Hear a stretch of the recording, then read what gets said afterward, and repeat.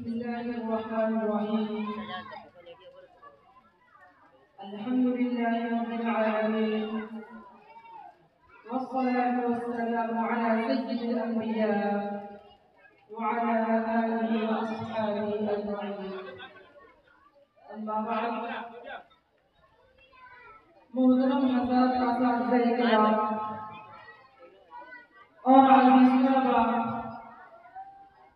یہ میرے لیے بڑی سعادت اور خوش نصیبی کا مقام ہے کہ آج اس بزم میں تحریک آزادی میں علماء دیوبند کا کردار کے موضوع پر نقشۂ تجربہ کر رہا ہوں. لیکن آپ غور کریں تو معلوم ہوگا کہ باوجود کہ ہم طالبان علوم نبویہ کے اعلیٰ ترین منصب پر فائز ہیں، لیکن اپنے اکابر علماء اور صلحاء کی تعریف اور ان کے کارناموں سے ناواقف ہیں. ہماری نگاہوں سے ہمارے اسلاف کے روشن کرنا میں پوشیدہ ہیں.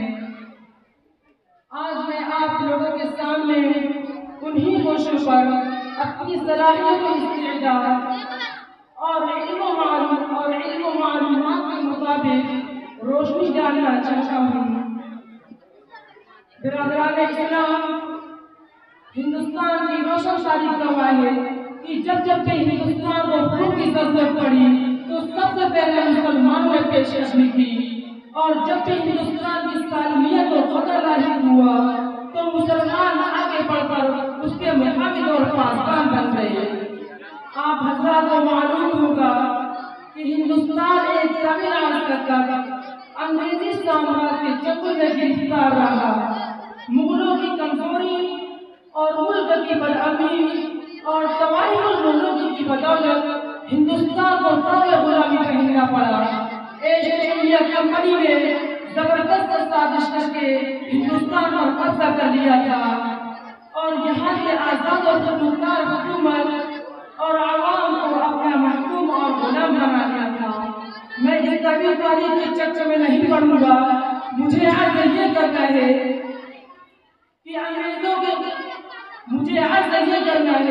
کہ انگریزوں کے خلاف سدائے جہاد بلند کرنے والے انگریزی سامراجی طاقت سے نبرد آزما ہونے والے مسلم حکمران تھے. سب سے پہلے سید احمد شہید رحمۃ اللہ علیہ اور شاہ اسماعیل شہید رحمۃ اللہ علیہ نے جہاد کا پرچم بلند کیا. پھر جب پشاور کے بالاکوٹ علاقے میں سکھوں سے جہاد کرتے ہوئے امیر المومنین سید احمد شہید رحمۃ اللہ علیہ اور ان کے رفقا شہید ہو گئے تو کبیر اعظم کا خاموشی رہی. پھر 1757 میں پلاسی کا معرکہ ہوا اور شیر بنگال نواب سراج الدولہ نے ایسٹ انڈیا کمپنی کے خلاف جہاد کا پرچم بلند کیا اور انگریزوں سے ٹکر لی. مگر اس کے سوا سردار میر جعفر کی غداری کے باعث فتح شکست سے بدل گئی اور ہندوستان کا طویل حصہ انگریزوں کے قبضہ اقتدار میں چلا گیا تھا. بہار اور بنگال پر انگریزوں کا کنٹرول ہو گیا. پھر جنوبی ہندوستان میں ٹیپو سلطان کی گرجن سنائی دی. اس مرد خدا نے انگریزوں کو ہندوستان کی پاک زمین سے باہر نکالنے کا عزم کر لیا تھا، مگر اس کے ساتھ میں غداری کا معاملہ ہوا. اس کے سوا سالار میر قاسم نے غداری کر کے ہندوستان کو صدیوں کے لیے انگریزوں کا غلام بنا دیا تھا. مگر ٹیپو سلطان مادر وطن کی حفاظت کرتے ہوئے میدان جنگ میں شہید ہو گئے. مگر اور ان کی شہادت پر انگریزی افواج کے جنگل نے بڑا فخر سے کہا تھا کہ ابھی ہندوستان ہماری مٹھی میں ہے. برادران ملت، ٹیپو سلطان کی شہادت نے ہندوستان کی آزادی کو سیاسی پھیر دی. پھر بھی آزاد کے من والے پرچم اقلیت کو بلند کرتے رہے.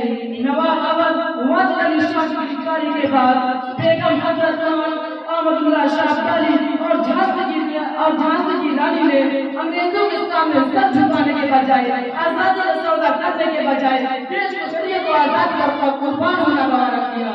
تاریخ کے اس شخصیات کو یاد رکھا.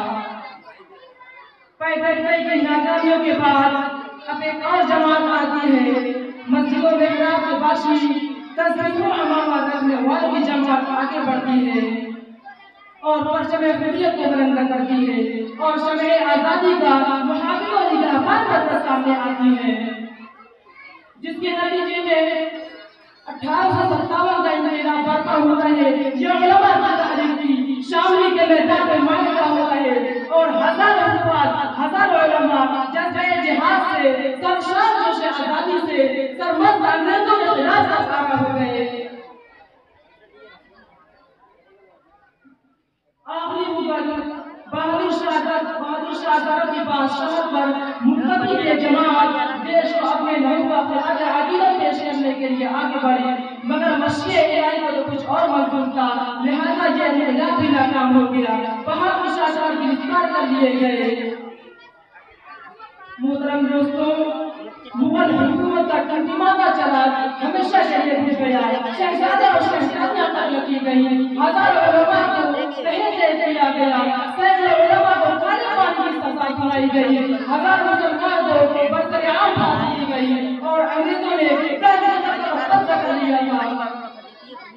مگر 1857 میں جن بڑے علماء نے شرکت کی اور پرچم حریت کو بلند کیا، ان میں مولانا محمد قاسم نانوتوی، مولانا محمد علی دیوبندی، حافظ گنج صاحب دہلوی، مولانا محمد جعفر صاحب تھانوی اور دوسرے سید علماء تھے۔ برادران اسلام، تاریخ طویل ہے، وقت رقم ہے، مگر سنیے کیا ہوتا ہے۔ 1857 کے بعد ایک دور کا اختتام ہوتا ہے تو دوسرے نئے دور کا آغاز ہوتا ہے، اور 1857 کے پورے انقلاب کے بعد مسلمانوں کا مسائل عالم کی جو بہار بڑھ گئے اور زوال انحطاط کی کیفیت مستقیم جاری ہوئی، اس نے ان کو وجود قتل عائد ہو گیا تھا اور دلوں میں مذہب کی بقا کا مسئلہ پیدا ہو گیا تھا۔ ایسے نازک وقت میں ایک اسلامی مرکز کی سخت ضرورت تھی، لہذا حافظ عابد حسین صاحب، حضرت مولانا محمد قاسم نانوتوی صاحب، حضرت مجاہد مکی رحمۃ اللہ علیہ کے سلام و مشورہ اور نگرانی القصری میں ایک مرکز کی بنیاد رکھتے ہیں اور 1866 میں مرکز علم پر مرشد قاضی الہانی انداز وجود میں آیا۔ اس کا مقصد ایک طرف ہندوستان میں شمع دین کو روشن کرنا تھا تو دوسری طرف انگریزوں کے خلاف مجاہدین کو تیار کرنا تھا۔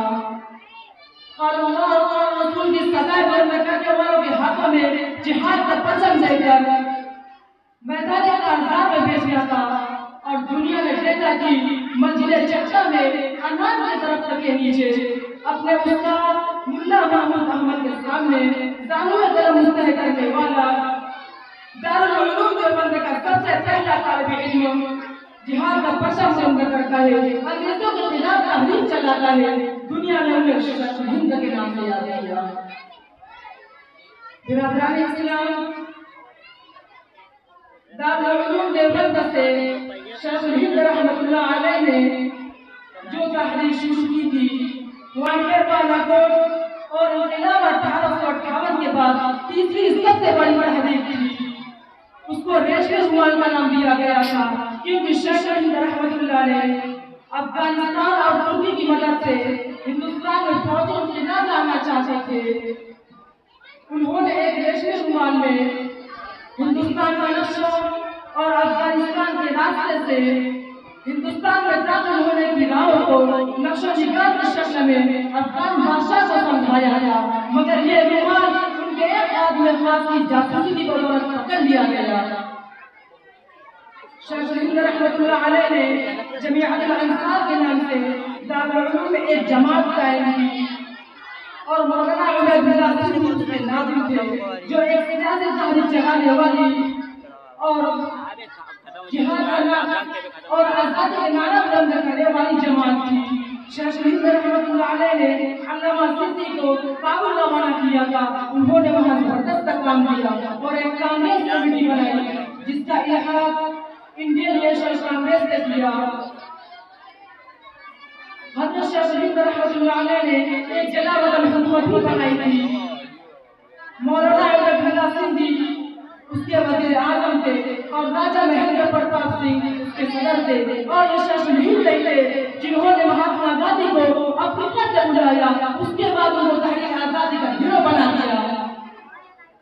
बिरादराने मिल्लत शासन हिंद के कांधे से कांधा मिलाकर चलने वाले शासन इस्लाम मौलाना हुसैन अहमद मदनी भी थे। कदम कदम पर उनका साथ दिया और साथ ही गिरफ्तार हुए और माल्टा में उस्ताद के शरीक हुए।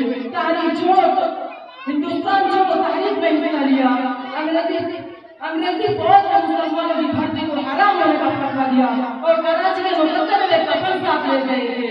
हिंदुस्तान ने जोशे का दौरा किया और तहरीक आजादी में रूह फूकी और मौलाना शमशेर अहमद उस्मानी ने तहरीक आजादी में जबरदस्त रोल अदा किया।